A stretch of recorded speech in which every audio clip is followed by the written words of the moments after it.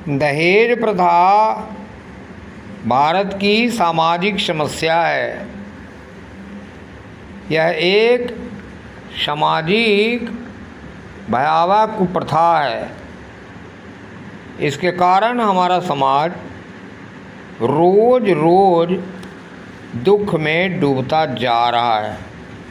हमारे समाज में अनेक कुप्रथाएं हैं। वर्तमान में जिस कुप्रथा ने हमारे समाज को अत्यधिक कलंकित किया है वह है आज की दहेज प्रथा। प्राचीन काल में दहेज का अभिप्राय कुछ और था। उस समय यह भेंट या सौगात के रूप में वर पक्ष को बिना मांगे कन्या पक्ष की ओर से दिया जाता था। आज दहेज की व्याख्या की जाती है कन्या पक्ष की ओर से वर पक्ष को मुँह मांगा दाम देना। इससे स्पष्ट होता है कि विवाह के पूर्व सशर्त दान को आज दहेज एवं विवाह के बाद स्वेच्छा से विदाई के समय के दान को भेंट कहते हैं। पूर्व काल में भेंट प्रभावी थी, न कि आज जैसी दहेज प्रथा। हमारे धार्मिक एवं ऐतिहासिक ग्रंथ इसके साक्षी हैं। वर्तमान समाज में दहेज का रूप अत्यंत विकृत हो गया है। दहेज एक व्यापार का रूप ले चुका है। स्थिति ऐसी उत्पन्न हो गई है कि जिस कन्या के पिता के पास धन का अभाव है उसकी पुत्री का विवाह योग्य लड़के से होना मुश्किल है, क्योंकि बेटे का बाप बेटे की मनचाही कीमत मांगता है एवं उसके विवाह के लिए कई प्रकार की शर्तें रखता है।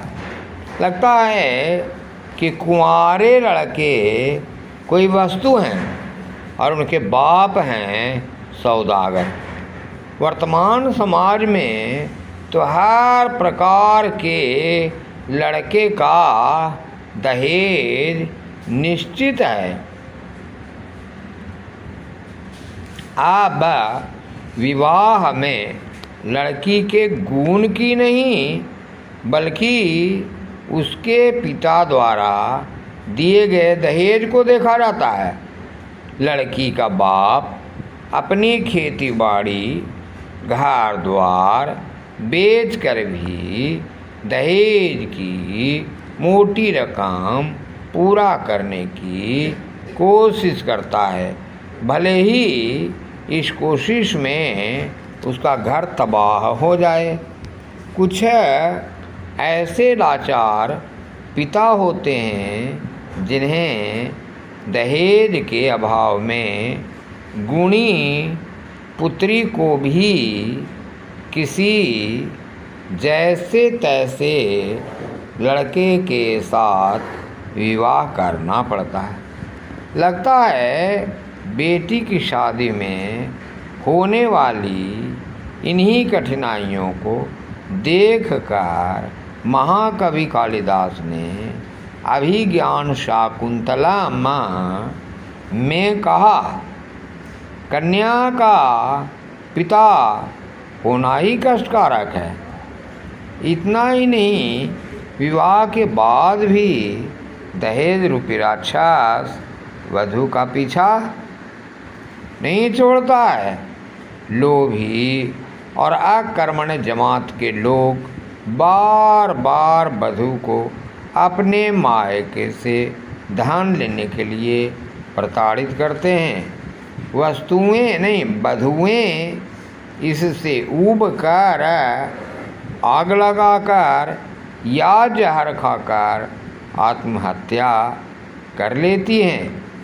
इस सामाजिक व्यवस्था में जामाता को दशम ग्रह माना जाना सही ही लगता है। अब प्रश्न उठता है कि दहेज प्रथा का मूल कारण क्या है। मेरी समझ में अशिक्षा दहेज प्रथा का मूल कारण है।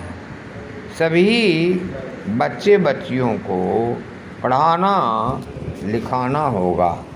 रेडियो, दूरदर्शन, समाचार पत्र एवं स्वयंसेवी संगठनों के सहारे दहेज प्रथा के कुप्रभाव का समाज में प्रचार करना होगा। लेखकों तथा कवियों को भी इस प्रथा के विरुद्ध आग उगलनी होगी।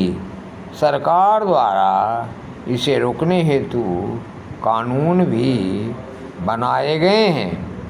दहेज विरोधी कानून सन 1985 के अनुसार जो भी दहेज लेगा या देगा उसे न्यूनतम 5 वर्ष की कैद एवं 5,000 रुपये जुर्माने की सजा दी जाएगी।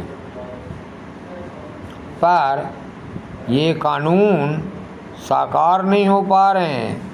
ये कागजी फूल की तरह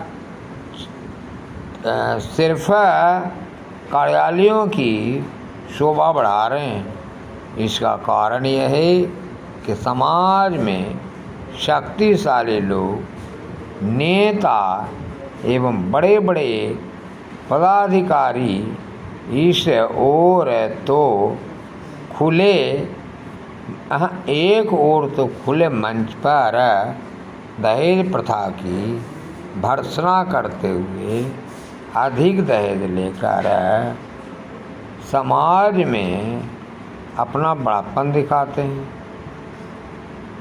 मानो वह कह रहे हों कि दहेज लेना हम बड़ों का जन्मसिद्ध अधिकार है।